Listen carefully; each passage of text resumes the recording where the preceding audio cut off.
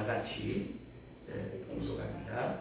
사랑하는 자들아, 너희는 너희의 지극히 거룩한 믿음 위에 자기를 건축하며 성령으로 기도하며 하나님의 사랑 안에서 자기를 지키며 영생에 이르도록 우리 주 예수 그리스도의 긍휼을 기다리라. 어떤 의심하는 자들을 긍휼히 여기라. 또 어떤 자를 불에서 끌어내어 구원하라. 또 어떤 자를 그 육체로 더럽힌 옷이라도 싫어하여 두려움으로 긍휼히 여기라. 능히 너희를 보호하사 거침이 없게 하시고 너희로 그 영광 앞에 흠이 없이 즐거움으로 서게 하실 자 곧 우리 구주 홀로 하나이신 하나님께 우리 주 예수 그리스도로 말미암아 영광과 위엄과 권력과 권세가 만고 전부터 이제와 세세에 있을지어다. 아멘. 아멘. 우리 잠시 기도한 후에 유다가 받은 복, 우리가 받을 복이라는 제목으로 말씀을 살펴보겠습니다. 사랑과 의가 충만하신 나의 아버지 하나님, 우리에게 유다의 복이 무엇이며 어찌하여 하나님은 그를 복되게 여기시고 그의 실수와 범죄를 간과하시고 그의 삶에 복을 주셨는지를 들어 깨닫게 하여 주시기를 원합니다. 성령으로 듣게 하시고 성령으로 전파하게 도와주셔서 전하는 입과 듣는 이가 복되게 하시며 참으로 우리의 지극히 거룩한 믿음 위에 자기를 건축하되 예수 그리스도를 머릿돌 삼아 주님과 연결되어져 가는 아름다운 성전을 건축하는 저희들이 되게 하여 주옵소서. 하나님의 나라의 머릿돌이신 예수 그리스도께 연합되어 지어져 가는 거룩한 성전으로 귀하고 값지고 아름답게 쓰임받는 저희가 되어지게 하셔서 우리의 가족과 가솔들과 친척들 가운데 가장 빛나고 영광스럽고 아름다우며 은혜와 긍휼과 자비와 사랑을 베풀고 나누고도 창대해지는 하나님의 복을 누리기를 원합니다. 그리하여 주님을 섬기는 자들이 어떠한 복을 받으며 어떠한 은혜 중에 살아가게 될 것인지를 자랑스럽게 보여줄 수 있는 승리의 삶을 우리에게 허락하여 주옵소서. 예수님 이름으로 감사하며 간절히 기도하옵나이다. 아멘. 오늘 말씀의 제목은 유다가 받은 복입니다. 그리고 우리가 받을 복입니다. 유다는 야곱, 이스라엘의 12아들 중에 네 번째 아들이었습니다. 근데 이 네 번째 아들이 어떻게 장자권을 얻었을까? 굉장히 궁금하죠. 이스라엘이라는 지금 나라의 국호는 야곱이라는 사람의 하나님께로부터 받은 새 이름입니다. 그런데 그 이스라엘 사람을 부를 때에는 뭐라고 부르느냐 하면 유태인이라 부릅니다. 그 말을 다시 말하면 유대 사람, 유다의 사람 그런 뜻입니다. 그럼 우리는 뭐라고 부르죠? 예수 그리스도. 그러면 우리는 그리스도인, 이렇게 그리스도의 사람 이렇게 불리워집니다. 이스라엘은요 국기에 이렇게 별 하나가 그려져 있어요. 이 별이 뭐냐면 다윗의 별입니다. 그들이 가장 자랑스럽게 여기는 성군 왕 다윗을 상징하는 별이 그 국기에 그려져 있어요. 그리고 그 나라 이름은 야곱의 새 이름 이스라엘이라 그렇게 나라 이름을 붙였어요. 그런데 그 사람들을 부를 때에는 유태인, 다시 말하면 유다 사람 이렇게 불러지게 됩니다. 이게 이스라엘은 그래서 자기네 나라의 국호와 국기와 그리고 그 인종의 이름이 다 아브라함과 이삭과 야곱과 유다에 연유되어진 믿음의 상징들로 쭉 연결되어져 있는 줄 믿습니다. 여러분 가족들 중에 제일 잘 사는 집이 어디입니까? 여러분 친척들 중에 가장 빛나는 가족이 어느 가족입니까? 물질적으로나 명예적으로 그리고 마음 씀씀이에 대하여 대부분 종갓집을 따져요. 그래서 종갓집 만면의는 12폭 치마가 부족하다. 사람들의 허물을 덮느라 그렇게 이야기하는데 제가 이렇게 목회를 하면서 여러 가정을 보잖아요. 여러 가정을 보면 유별나게 하나님이 복 주시는 사람이 있어요.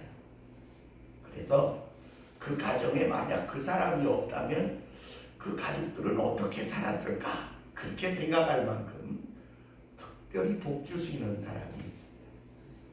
그 대신 그 사람은요, 말도 많고 탈도 많고 욕도 많이 먹고 일도 많고 참 피곤하고 힘들게 사는 게 사실이에요.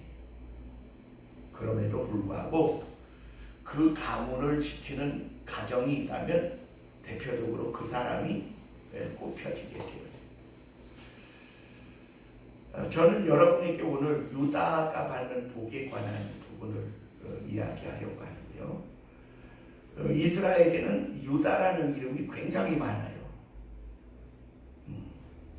예수님의 육친의 동생 유다가 있습니다. 우리가 읽은 신약 성경의 유다서는 예수님을 판 가룟 유다가 아니고 예수님의 육친의 동생 중에 하나인 유다의 이름이 기록되어 있습니다.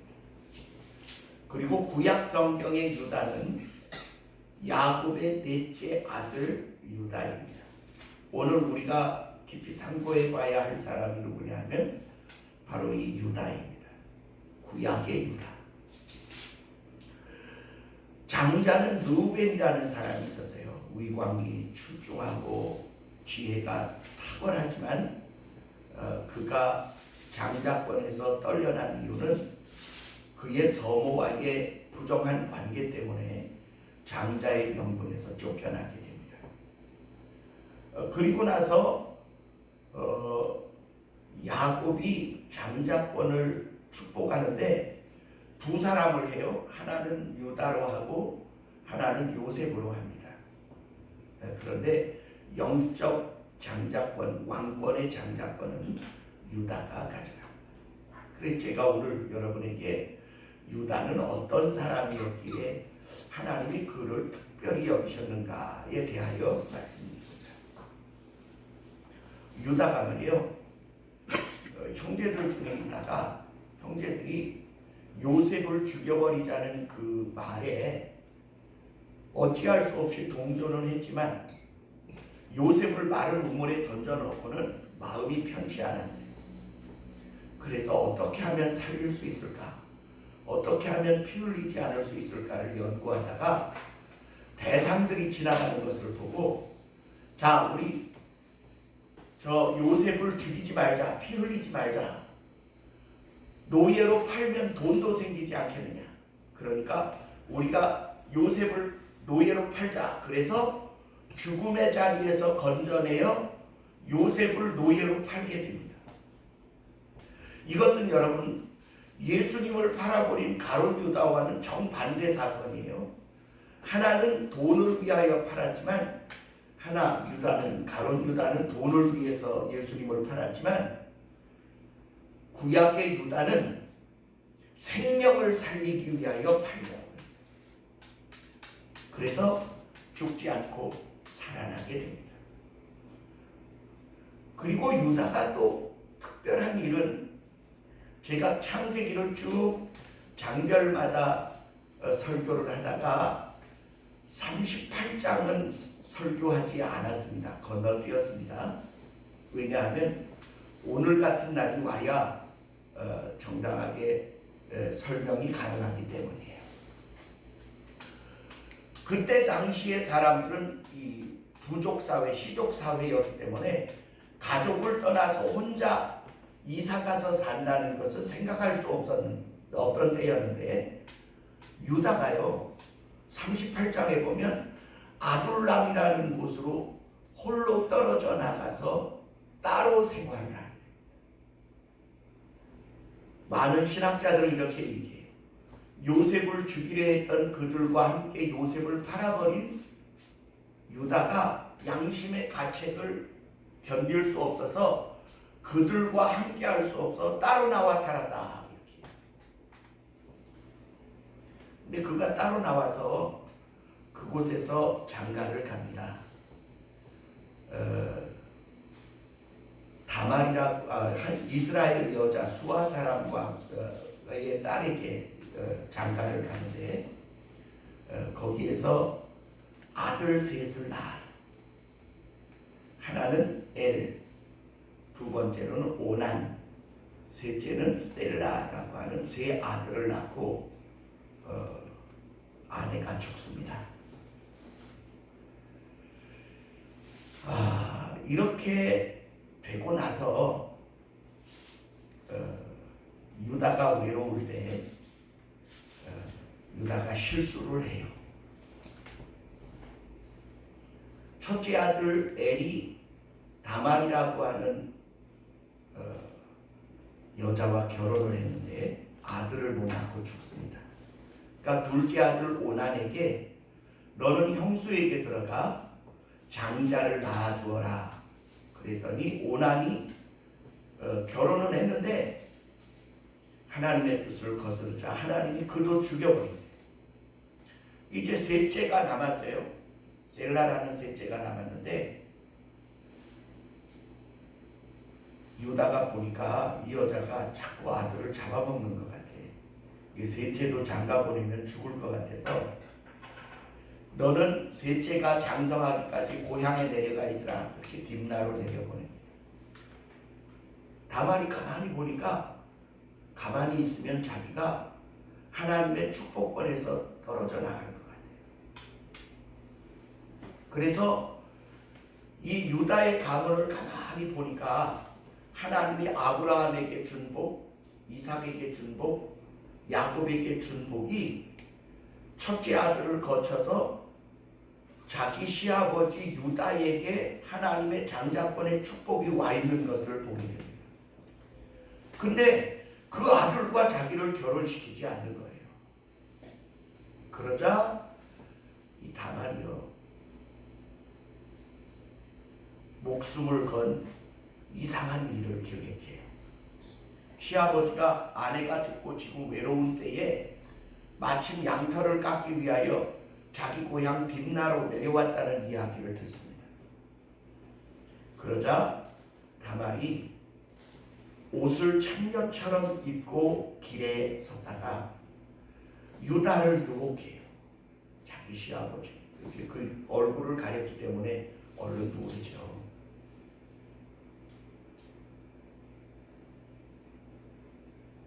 유다가 그에게 들어가서 동침했는데 쌍둥이를 가지게 돼요.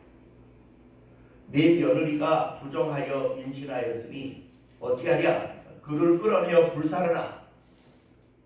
그래 이제 다말이 죽게 생겼어요. 그가 끌려 나갈 때 그 시아버지로부터 증표로 받은 도장과 지팡이를 내밀면서 이 사람으로 인하여 잉태하였으니 이 주인에게 가서 말하라. 유다가 보니까요. 그게 자기 자신인 거예요. 성경에 참 이상한 이야기가 쓰여 있는 거예요. 시아버지가 며느리에게서 쌍태 아들을 얻었다. 그래서 유다가 그를 불사르지 말라. 그는 나보다 어른이라. 이렇게 내 죄가 더 크다. 그런 뜻이에요. 유다가.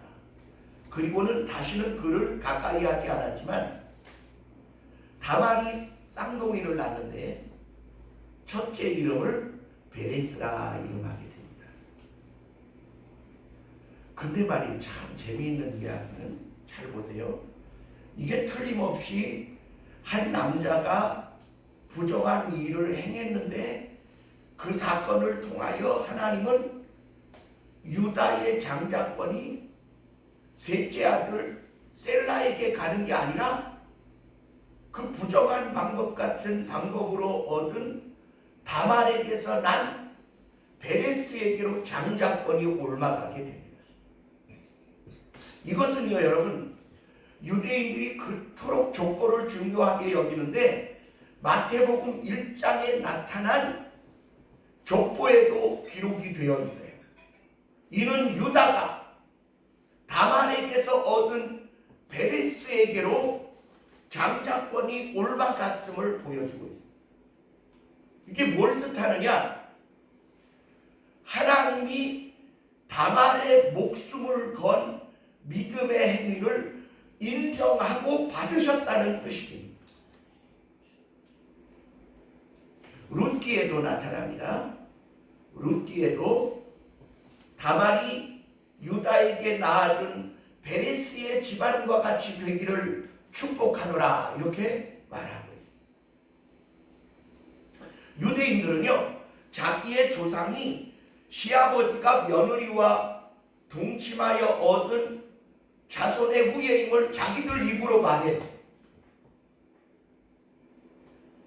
그것은 인륜의 법칙을 뛰어넘은, 어떻게 보면 인간적으로 보면 비윤리적이고 비도덕적이고 상식 밖의 일인 것 같은데 하나님은 그 목숨을 건 믿음의 행위인 다말의 믿음에 도장을 꽝 찍어줍니다. 그 비슷한 사건이 창세기 50장에도 또 나타납니다. 어떻게 나타나느냐 하면 야곱의 12아들이 있는데 요셉이 그 가족을 살리잖아요. 그래서 그에게 축복을 어떻게 하느냐, 요셉이 2지파를 얻게 하십니다. 그래서 요셉의 이름이 빠지고 요셉의 2아들 므낫세와 에브라임이 2지파를 차지하게 돼요. 이 부분에 대하여 야곱은 뭐라고 말하냐면, 요셉아, 내 2아들은 나의 것이니 나의 아들들의 형제에게서 한 분기씩을 얻게 하리라 이렇게 말씀하셔요. 그러니까 이스라엘 12지파의 므낫세와 에브라임은 형제들의 계열이 아니라 조카의 계열이 형제에 올라간 거예요. 그러면 그런 족보가 세상에 어디 있어요? 세상에 그런 족보는 부끄러워서 기록조차 하지 않으려 할 것이 틀림없어요. 그럼에도 불구하고 하나님은 원하시면 자기의 뜻을 이루기 위하여 목숨을 걸고 행하는 자들의 그 행위에 대하여 굉장히 조심스럽지만 인간의 부정하고 어리석고 죄악된 행위를 사용하셔서도 하나님이 원하시는 뜻을 이루어 가실 수도 있다라는 것과, 또 하나는 하나님이 복 주실 때 그 아비 계열의 축복에 동참하게도 하신다는 사실을 우리에게 보여주고 있습니다. 그렇게 되어진 사건에 또 다른 면이 있습니다. 그게 뭐냐 하면 이런 거예요. 곡식을 사러 이제 요셉에게 가잖아요. 애굽에 가서 곡식을 사왔어요. 사올 때 요셉이 자기를 못 알아보는 형제들을 골탕 먹이려고 너희 집에 12번째 아들 베냐민이라는 아이가 있다는데 그 아이를 다음번에 곡식을 사러 올 때 데려가라 이렇게 명령을 해요. 그래 그렇게 하겠다고 내려갔다가 아버지가 11번째 내 사랑하던 요셉도 없어졌는데 이 막내까지 없어지는 것은 내가 견딜 수 없으니 베냐민 못 데려간다. 우리가 다 굶어 죽어도 곡식 사러 가지 마라. 그럴 만큼 베냐민을 사랑합니다. 그때 유다가 나섭니다. 나서서 아버지, 온 식구들이 굶어 죽습니다. 제가 제 생명과 내 2아들을 담보로 하여 베냐민의 생명을 지킬 것이니 아버지, 내 두 아들의 생명은 나보다 귀하잖아요.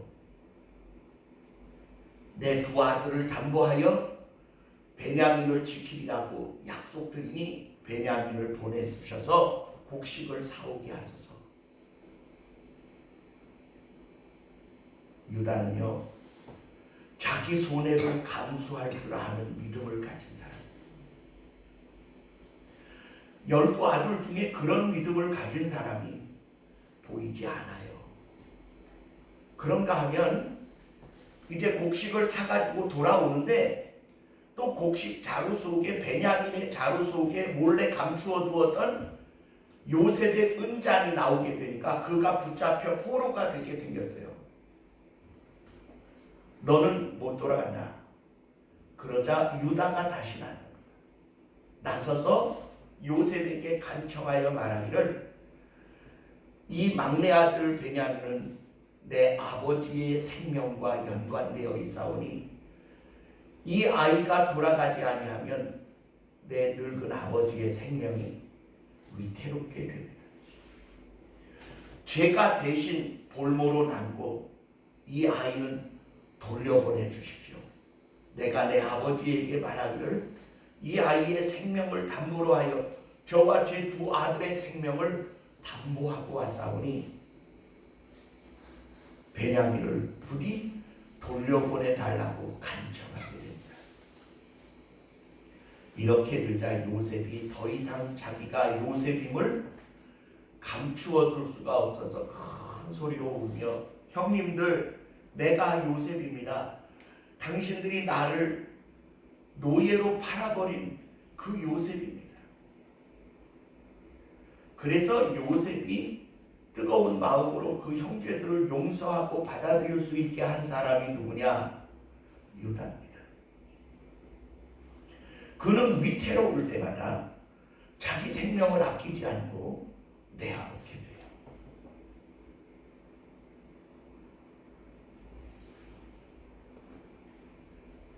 그 아비도 감동시키지만 형제들도 요셉의 유다의 그 희생의 마음에 다 감동이 되어져요.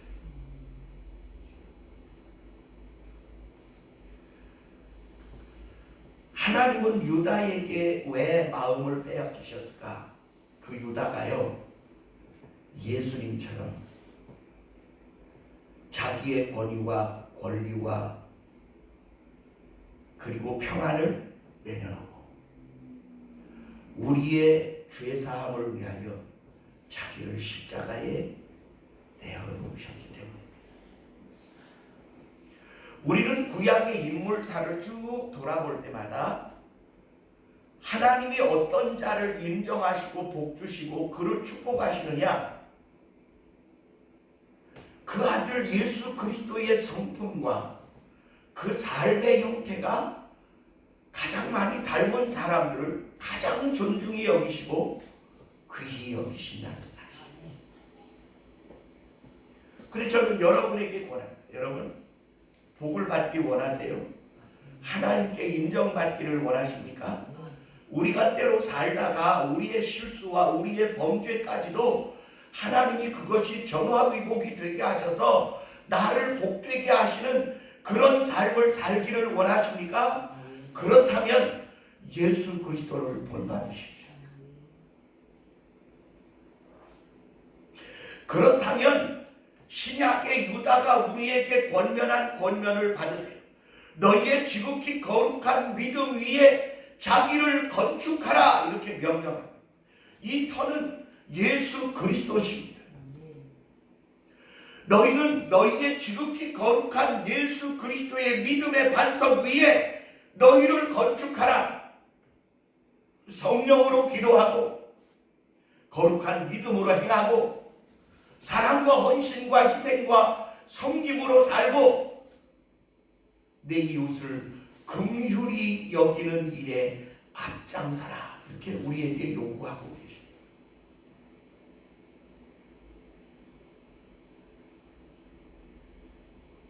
오늘날 많은 이들이 복받는 방법들을 얻고 싶어해요.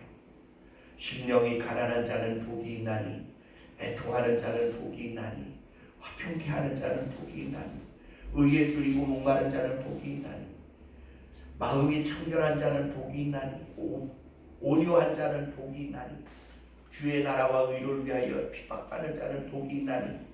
그거 다 따라하려고 하는데 이게 순서도 기억이 안 나고 말도 잘 연결이 안 돼요. 그죠? 괜찮습니다. 우리 한번 따라합시다. 8가지 복을 2개도 못 외워도 괜찮다. 옆에 있는 사람에게 2개를 못 외워도 괜찮대요. 시작. 2개를 못 외워도 괜찮대요. 우리 한번 따라. 예수 닮으면 된대요. 예수 닮으면 된대요. 여러분, 이 8복은 이런 거예요.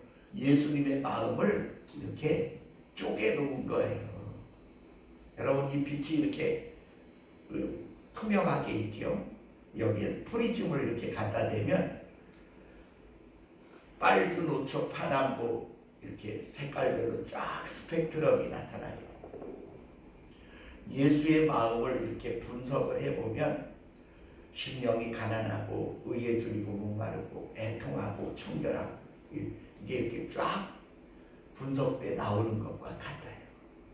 그러면 그걸 다시 프리즘을 통과하면 다시 밝은 빛이 되어지는 거예요. 제가 여러분에게 뭐냐, 우리가 예수 마음을 품잖아요. 그러면 예수 그리스도의 마음의 삶에 따라서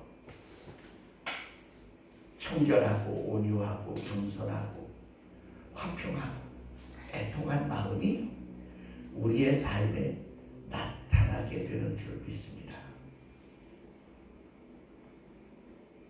그래요, 여러분, 지금부터 다시 시작해도 돼요. 우리 한번 따라합시다. 이제까지 실수했어도 이제까지 막 살았어도 이제까지 엉망진창이었어도 괜찮다. 이제 시작해도 늦지 않다. 한번 따라합시다. 늦었다고 생각한 그때가 가장 빠른 때다. 그때가 가장 빠른 때. 이러한 일들은요, 예수 마음을 품는 일은 살인범이어도 관계가 없어요.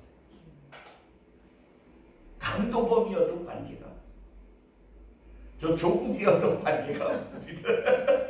저는 거짓말장이어도 내 진심으로 회개하고 나 진짜 예수 닮는 삶을 살기를 원합니다. 그렇게 회개하고 기도하면 하나님 그 사람 받으세요. 아무리 똑똑하고 잘나고 능력 있고 뭐 기가 막혀도 회개하지 않고 개고집을 계속 부리는 사람은 주님은 그 사람에게 기회를 주실 수가 없습니다. 저는 여러분에게 권해요. 왜 이스라엘 백성들이 유대인으로 불리어질까?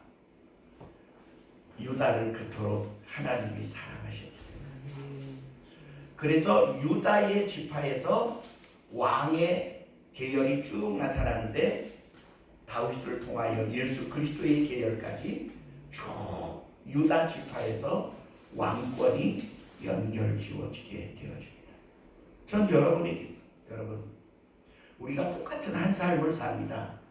뭐 아침, 점심, 저녁 먹고 뭐 피곤하면 또 자고 일어나서 일하고 사람이 사는 패턴이 거의 다 똑같아요.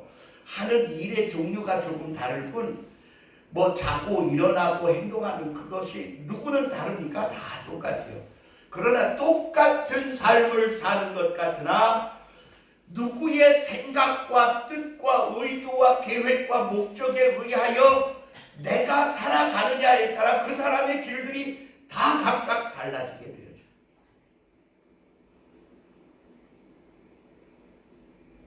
저는 여러분에게 유다의 심성을 쫓아 예수 그리스도를 따라가는 하늘의 백성 되어지기를 주의 이름으로 축원합니다.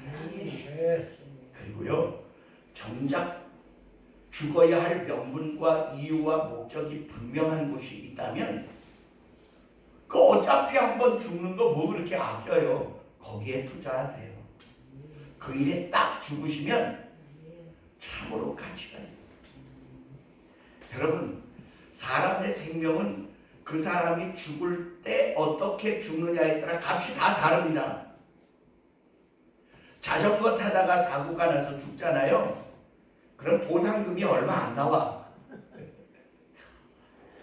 그 사람이 죄를 짓고 도망치다가 사고가 나서 죽잖아요. 그건 개죽음이에요.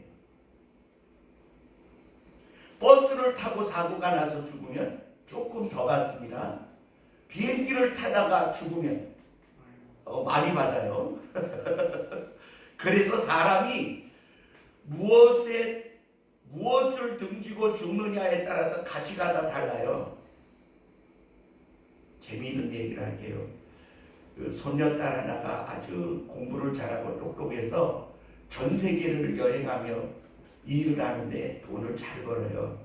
할머니가 걱정이 돼서 얘야, 그 비행기 타는 거 위험한데 좀 이제 비행기 타는 일 그만하면 안 되겠느냐? 그러니까 손녀딸이 이렇게 말하는 거예요.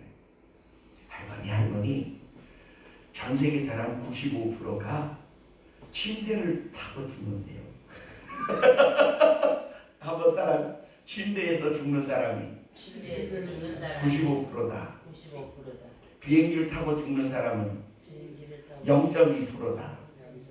어느 게 더 안전해요? 제일 위험한 데가 침대예요. 거기서 죽는 사람이 워낙 많아서. 근데 여러분, 가족을 위하여 죽으면 자꾸 하신 거고요. 회사와 단체를 위하여 죽으면 순직한 거고요. 국가를 위하여 죽으면 순국한 거고요. 하나님의 나라와 그 아들 예수 그리스도를 위하여 살다 죽으면 순교가 되어져서 하늘나라를 보상받게 돼요. 다시 말하면 똑같은 삶을 사는 것 같은데 그 마지막에 남은 생명을 어디에 투자하고 어디에 목표를 두고 살다가 죽었느냐는 그 사람의 영원한 가치를 결정해버리고 말.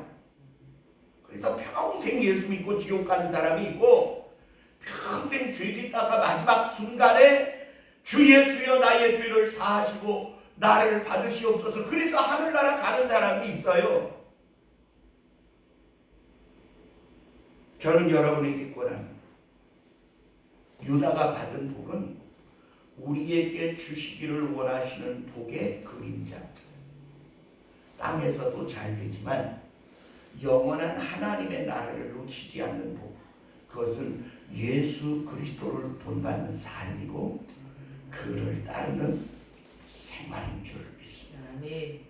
여러분이 지극히 거룩한 예수 그리스도의 기초 위에 여러분의 거룩한 새 삶을 건축하고 주님으로부터 잘하였다 인정받고 칭찬받는 믿음의 승리자들이 되기를 주의 이름으로 축원합니다. 사랑과 은혜가 충만하신 우리 주 아버지 하나님, 우리가 말씀을 들었습니다.